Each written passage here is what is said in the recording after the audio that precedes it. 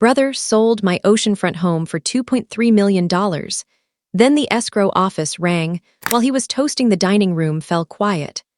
Aromas of aged balsamic and subtle wealth hung in the atmosphere. The sort of establishment where cutlery only makes noise if you permit it. My brother Derek's fingers halted mid-reach toward his champagne glass. The escrow agent's voice rang out plainly over the speaker. Calm, composed, and utterly crushing. We've tried contacting Ms. Peterson for several days now. The title record indicates clear title in her name. Mr. Peterson, you submitted paperwork asserting power of attorney. We must confirm this right away, or we are duty-bound to notify the relevant authorities of possible fraud. My mother's complexion drained of color. My father placed his wine glass down with deliberate precision. My sister Jessica's check for $230,000, already signed on the back, rested on the pristine linen like an exhibit in a courtroom. I'd observed this situation developing over the past 6 weeks. Derek only learned about the oceanfront home 4 months earlier. I'd kept it private from the family. Why share? For 8 years, they dismissed my property ventures as fortunate flukes or squandered cash on real estate. When I quit my high-paying corporate legal role, $285,000 a year, to handle my investments full-time, my father declared I was abandoning a genuine profession for mere property management. The Oceanside residence wasn't a stroke of luck. It was a calculated purchase amid the 2019 downturn. $890,000 for an asset now valued at $3.1 million. Over 2 years, I upgraded it completely, secured every necessary permit, tracked every cost, and leased it seasonally. $8,500 weekly in peak summer, $4,200 otherwise. Derek found out when a colleague casually mentioned vacationing at the Peterson oceanfront home in July. He phoned me right away. You have an oceanfront place? Yes. And you kept it secret from everyone? Why share it? He ended the call abruptly. 3 weeks passed, then my property alert system pinged. An individual had accessed the home via the lockbox keypad. Camera footage captured Derek accompanied by a listing agent, touring the spaces, talking about preparations and sales strategy. I stayed silent, merely observed. I follow a principle from behavioral economic studies, the fraud escalation model. Those who engage in deceit seldom begin with major acts. They probe limits, minor transgressions at first. Borrowing a streaming account, pocketing workplace items. When consequences fail to appear, the breaches grow bolder. Derek was probing if I'd detect it, if I'd object, if I'd intervene. I needed to discover his limit. The answer: he went to the maximum, fabricated power of attorney papers. He located a lawyer prepared to prepare forms based solely on Derek's assertion that I was mentally unfit and incapable of handling my holdings. The paperwork declared me suffering from reduced cognitive ability due to seclusion and unwise choices. That lawyer, eventually stripped of his license, never confirmed the assertions. Never reached out to me, never demanded health records.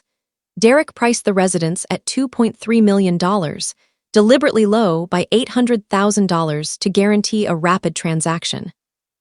Secured purchasers in just 11 days, a couple moving from the East Coast, eager for California shoreline living, ready to skip the inspection for haste. He arranged closing on October 18th. Invited the whole family to a victory meal on October 19th.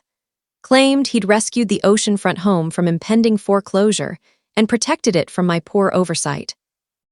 The family accepted his story without hesitation.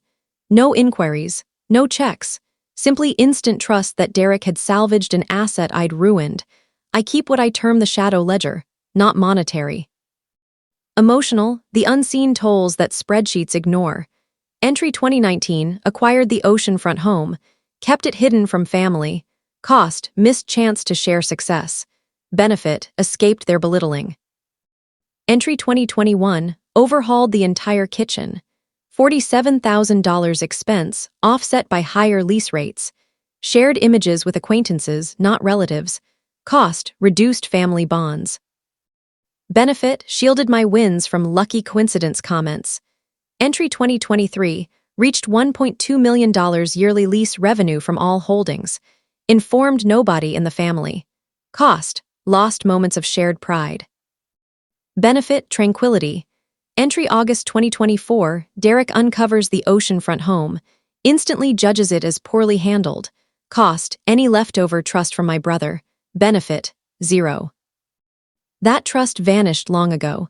Entry October 2024, Derek tries to offload the asset using fake paperwork. Family cheers his rescue. Cost, final remnants of family loyalty. Benefit, absolute, razor-sharp understanding. The shadow ledger revealed a key truth. I'd covered these expenses for years with 0 returns. The balance was depleted. Time to shut it down. I permitted Derek to advance to closing, allowed the phony power of attorney, allowed contract signatures, allowed the family dinner plans, allowed the check distributions. I reached out to the escrow firm on October 17th, one day prior to closing. This is Sarah Peterson. I believe someone is attempting to transfer my residence at 4737 Coastal Highway.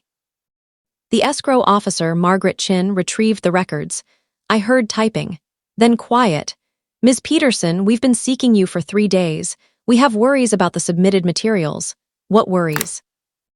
The power of attorney from Derek Peterson asserts your incapacity. Yet our routine checks reveal ongoing financial activity, tax remittances, utility bills, lease deposits, all current.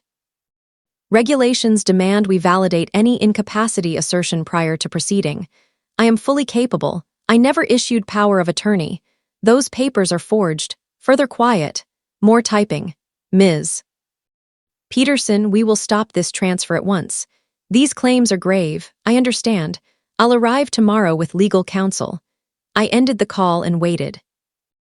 October 18th, the purchaser's lawyer inquired about the postponed closing. October 19th, Derek got a voicemail urging immediate contact on paperwork issues. He disregarded it. October 19th, 7 p.m., he brought the family to Monarch, the upscale spot for marking major transactions. Secluded area. Set menu. 3 bottles of Camus Cabernet, each $340. My invite came via family chat. Family victory dinner tonight. 7 p.m. Monarch. Everyone must come. I showed up at 7:45 p.m. Allowed them to begin. Allowed the toasts. Allowed congratulations to Derek for rescuing the home. I entered the private space as Derek distributed envelopes. Mom, $230,000. Dad, $230,000. Jessica, $230,000. Aunt Linda, $230,000. Uncle Robert, $230,000. Derek retained $1.15 million as his fee for handling and recovery. Sarah, my mother said cheerfully, "You've arrived at last." Derek told us all about the foreclosure threat. We're incredibly thankful he intervened to preserve it. I took my seat, requested sparkling water, remained quiet. At 8:03 p.m. Derek's phone buzzed. He glanced, Pacific Coastal Escrow. His jaw clenched, the giveaway of someone realizing they're trapped but still calculating. I should answer, he murmured. Put it on speaker, my father insisted. No secrets among family. Derek's fingers shook as he activated speaker. Mr. Peterson, Margaret Chin from Pacific Coastal Escrow. We've tried reaching you for 2 days about the Oceanside residence transfer. Yes, I've been occupied. What's wrong?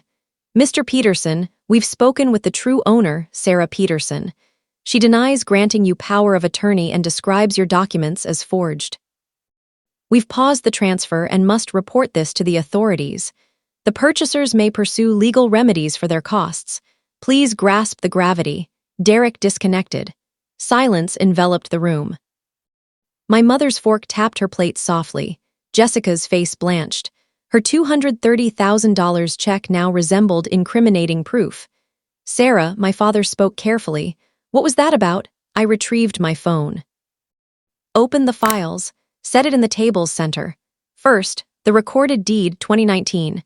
Sarah Michelle Peterson, exclusive owner, no encumbrances, no joint ownership, no agents. Next, property tax payments, complete 2019-2024, all from my account. Next, lease revenue logs, $847,000 total over 5 years, deposited to my business account. Wells Fargo can confirm. Next, surveillance clip from October 2nd. Derek entering with Samantha Liu of Coastal Premier Realty. 27 minutes inside. Conversing on pricing, staging, timing. Derek's palms pressed hard against the table, as if steadying a spinning world. Then the power of attorney he gave the escrow. Claims diminished capacity for 18 months. Claims authority to manage my assets. I met Derek's eyes. I've never executed such papers. I've never lacked capacity. I've never authorized you over anything. You fabricated legal instruments. Posed as me to the escrow firm. Tried to transfer property not yours. Distributed funds from a non-existent sale. My mother's voice trembled. Derek, what is she saying? She's fabricating this. The home faced foreclosure. I acted to protect it before I displayed the mortgage statement. No mortgage. Owned free and clear. Cash purchase 2019, $890,000 from my Georgetown condo sale. Jessica eyed her check. This cash?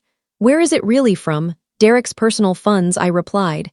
He issued checks expecting stolen proceeds. The transfer never finalized. Those checks lack backing. My father lifted his check. Flipped it, searching for authenticity. They'll return unpaid. Yes, and banks will mark the irregularity. Derek issued $1.15 million in checks against non-existent funds. That's additional check fraud atop attempted property fraud. Uncle Robert rose. I deposited mine already, paid off my vehicle. Then repay it when it bounces, I said. Or risk charges for handling funds you should have suspected were illicit. The room exploded. Voices overlapping. Derek yelling I exaggerated. Mother weeping. Jessica pressing for answers. Father's tone rising, furious, demanding what Derek had done. I rose. I retained counsel 3 weeks back. We've recorded it all. The forged authorization. The unapproved listing. The fraudulent transfer effort. The disbursement of phantom money. Derek flushed crimson. You permitted this. You observed without stopping me. I observed you commit crimes, I answered. I gathered proof. I allowed enough for undeniable evidence. You chose to distribute checks, backed by attempted theft from me. That's your decision, your wrongdoing, your fallout. I lifted my water, sipped, replaced it. The escrow office is submitting to the district attorney. Purchasers contemplate civil claims against Derek for costs. $18,000 inspections, $4,500 legal, $12,000 interim lodging. Their counsel referenced intentional deceit. I faced my mother. You wondered what she meant. Margaret Chin meant your son tried stealing $2.3 million from me via fake papers. She meant fraud. She meant potential prosecution. To my father, you claimed I discarded a solid career for rental drudgery. That oceanfront place yields $180,000 yearly leases. 7 more assets add $1.1 million combined. I exited law because I created something superior. To Derek, you learned I possessed value and instantly presumed mismanagement. Presumed it required rescue. Presumed entitlement to seize it. No questions, no confirmation, just action. I gathered my things. Checks bounce in 3 days max. Banks flag irregularities. Recipients demand repayment. Escrow already reported. Buyer's lawyer reached me yesterday about their suit. I declined joining but supplied proof of his deceit. I headed for the exit. My mother's plea, Sarah, please stay, we were unaware. You believed Derek rescued what I wrecked. No proof, no questions, no call to me, just assumed my failure and his heroism. The shadow ledger added its last line. October 19, 2024. Account terminated. 0 balance. No more entries permitted. I left Monarch. The October breeze cut sharply. I drove to the oceanfront home. My title, my success. Sat on the deck, gazing at waves. My phone buzzed nonstop. Derek, Uncle Robert about the bad check. I blocked them all. 3 days later, checks returned unpaid. 4 days later, Derek notified of DA probe into property fraud and forgery. The lawyer who created the fake authorization lost his license in 6 weeks. Derek wasn't his initial illicit case, just his final. Buyers sued Derek for $34,500 costs. He settled $28,000 to dodge court. His actions now public record. Future deals trigger alerts. Background checks reveal the probe. Any license application demands explanation. 6 months on, a letter arrived from my mother. 8 handwritten pages, admitting error, requesting forgiveness. Proposing we heal, I read it once. Filed it under documentation, family fraud attempt 2024. No reply, the oceanfront home remains mine, title intact. Value $3.4 million now. Summer reservations booked solid through 2026. Raised weekly rate to $9,200. Added a 9th property in December. Oceanfront unit in La Jolla. Cash purchase. $1.8 million. Family unaware. No more family clauses in my arrangements. No emergency keys. No relative access. No disclosures of holdings, accomplishments, or growth. Derek sought to dispose of something valuable. Claimed he demonstrated its merit. The account stands closed. Balance 0. And I am at last fully solvent. Thank you for watching my story. If you enjoyed it, please subscribe and press the bell icon. Stay tuned for more real-life stories. Get more experiences.